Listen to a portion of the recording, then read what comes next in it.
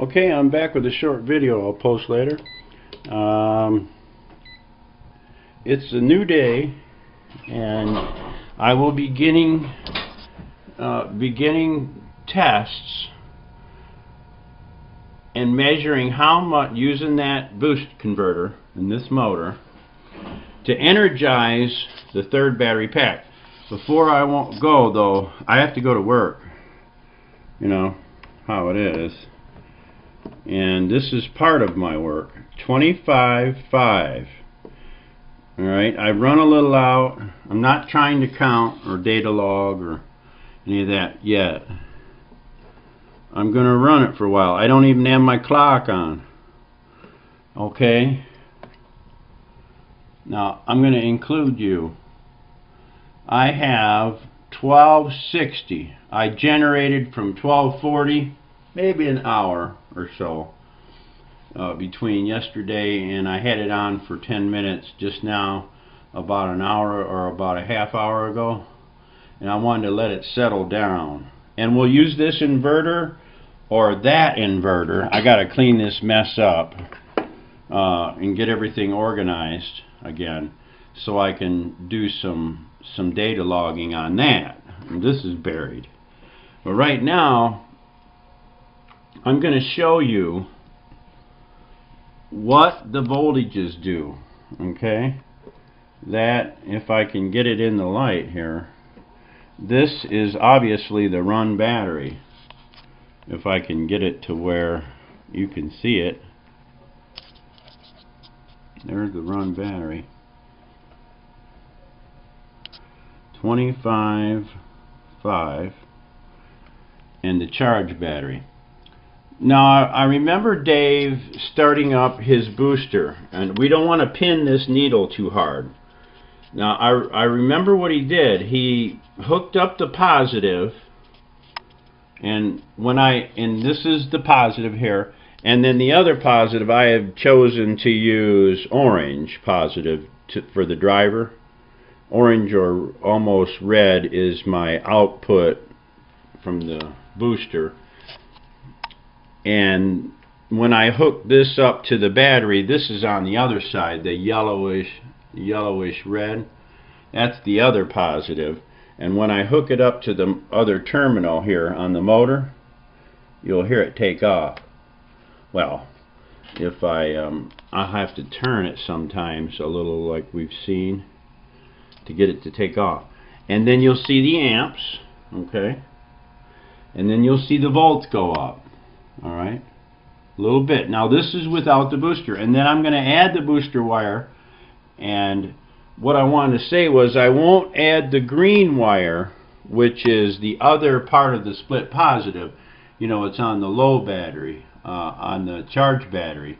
The green wire goes on last. And that is because you want to be easy on your boost converter. Just hook the positives up, let it run normal without a boost, and then add it. There's too much surging going on. You'll blow this. Possibly. Could blow it. Okay, here it is, and I want you to see the voltages. There it goes. There's your amps. Little under 2. No boost. Your differential's around 12. We had already established that. Not high enough. And this was 1260, and now it's 1269. So there is some charging going on, because it was already charged. I already had this up to like 12.8 under a load, under a charging. So this will climb back up. We're getting some spikes. I just don't know how far it will climb up. And then I'll hook the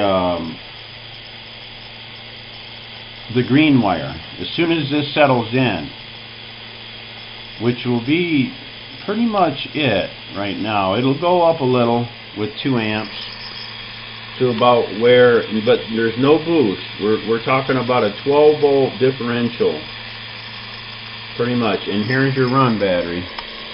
It says 25.2 and dropping maybe slightly, you know, over time. Sure wish I could get a better picture of that. But like I say, I gotta run off to work. There, it's coming up to 1280 like it was about 30 minutes ago. And this is with no boost. It's still climbing up. Even with a failing differential. And I'll show it to you. Here's the differential voltage. Right there. See it?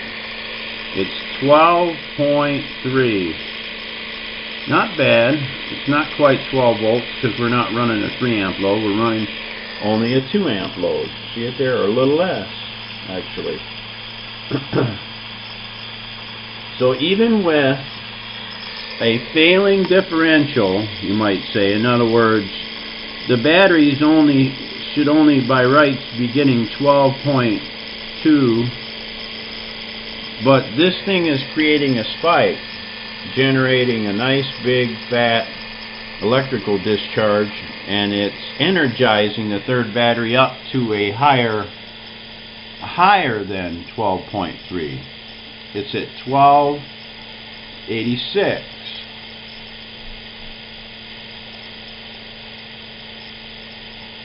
Now how that can be, I haven't thought it through, but you'll see it stabilize there, and that's where I was right there about 30 minutes ago. I'm pretty sure it would just stop right there and hang there. And then when I hook it up, you'll see it go up, because we'll have a greater differential. We won't have such a small figure there difference to work with. So there it is. It stopped. It's starting to settle in anyway. It's not stopped completely. Now look what happens to the amp draw. Just a slight increase in amp draw, and watch this thing run wild on charging. And I'm only up just a couple of volts over. And let me get my green wire here. Alright, see my green wire? There's my green wire, and I'm going to hook it to the split positive area. Let me move this gator out of the way for measuring voltage. Okay. I see it? It's still climbing a little bit. It's 1289. It's going to climb. And you got to remember that it takes time, a long time, with a failing differential. At this, I need 3 amps really to charge at C20, so I'm under the C20 rate. It's just sort of hanging there. Now watch this. Okay, here's my wire.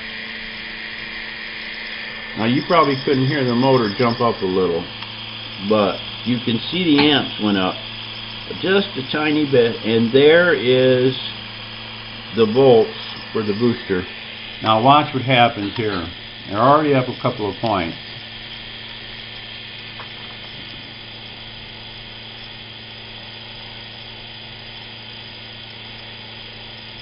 Now you don't have to wait so long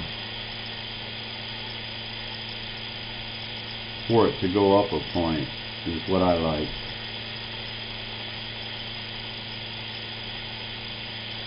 See, it kind of moves up better. And for those guys that know about batteries and how batteries move a point at a time, sometimes it might take an hour or two to move a point,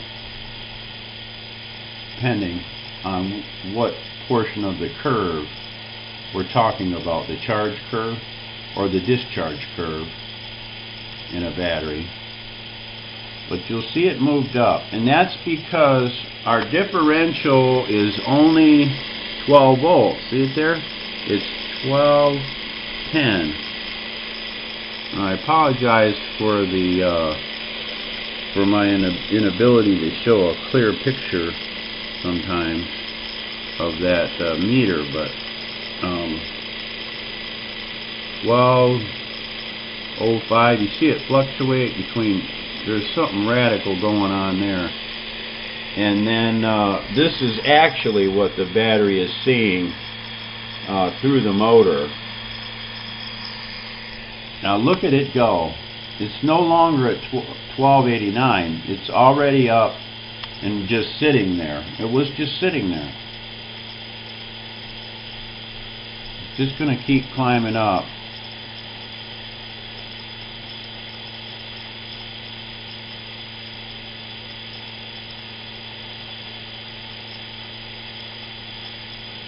And for such a low amperage, 30% less than the C charge, the C20 charge,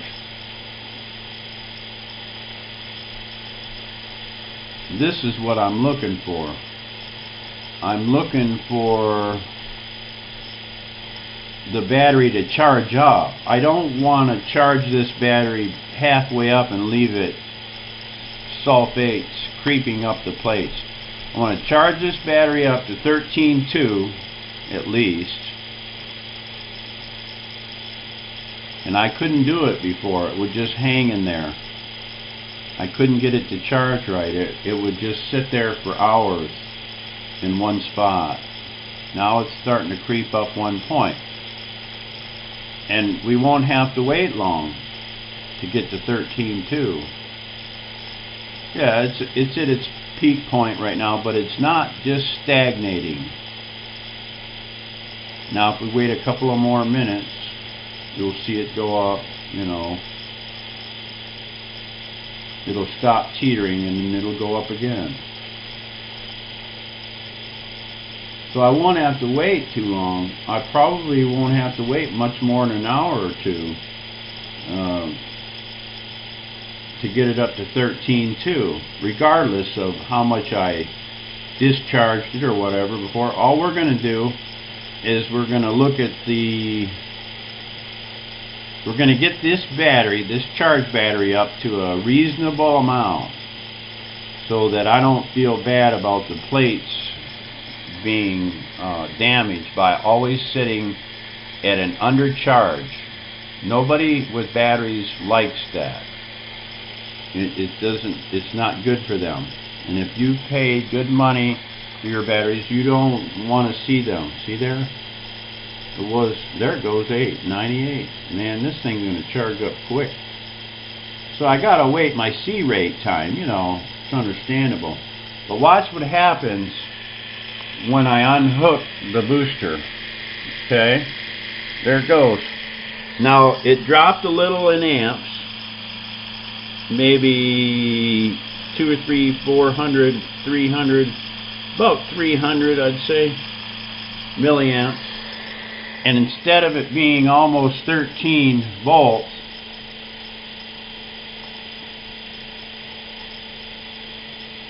it's dropped back a little.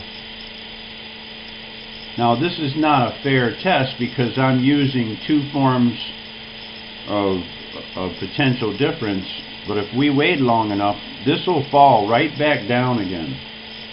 Even with the amps pouring in. See, the amps are still pretty good amps.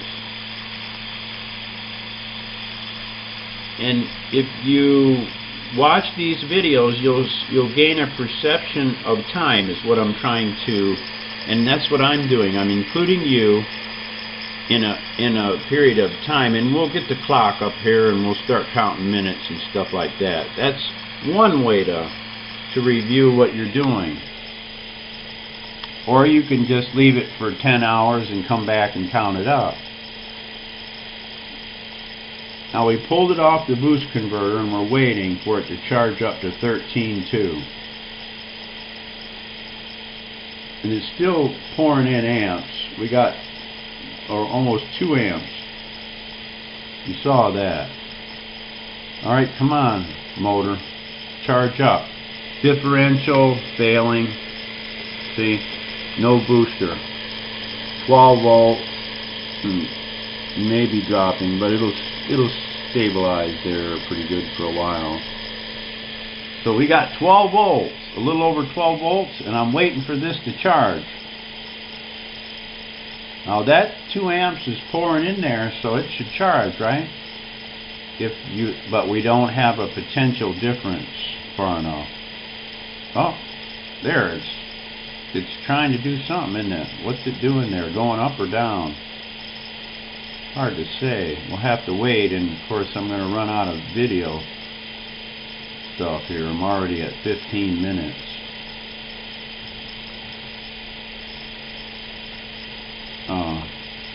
Yeah, just sort of sitting there really slow. Whatever it's doing, it's just maintaining. Is it going up or is it going down? You see what I'm saying? Okay, so now we'll add our green wire back.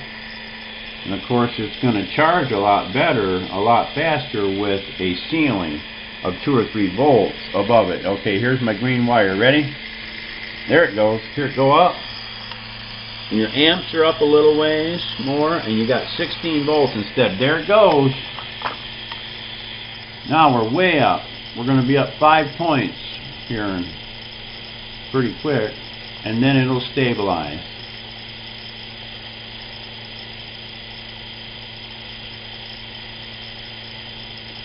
See, and there goes my meter. We're talking a matter of seconds sometimes for it to go up a point. And before, as you were seeing there, once you reach a certain plateau, wherever you are, it just stays there with a failing differential. See, our differential is 1206, pretty much, just 1206 there. And that keeps going down. And this is going up now, you see that? We're going to crack 13 volts here in a second. Where before it just teeters in one point wherever it was, wherever we had raised the voltage to, and pours in amps, but it doesn't raise the potential difference. So that's what I wanted you to see, and I wanted me to see, because this is my first time. I figured it would work, but now I'm seeing it for the first time. See it go right up? Now I feel good. Now I feel happy because my batteries are happy. My batteries got 13 volts in it. That's yummy. That's good. Batteries love voltage. And we've got to chip away all that sulfation that just sits there and creeps up your plate if you're at 11.5, 12.5 volts. That's not good enough. And those guys that are working on this, they know that. So this is good. Now I'm just going to go away and let it run and come back in a little bit.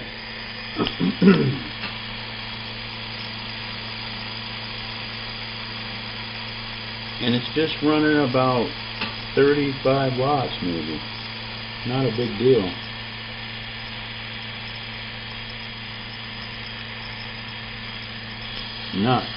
There's no heat issue, that's for sure, because I got this little fan blowing and it feels really nice, cool, but it's barely crawling.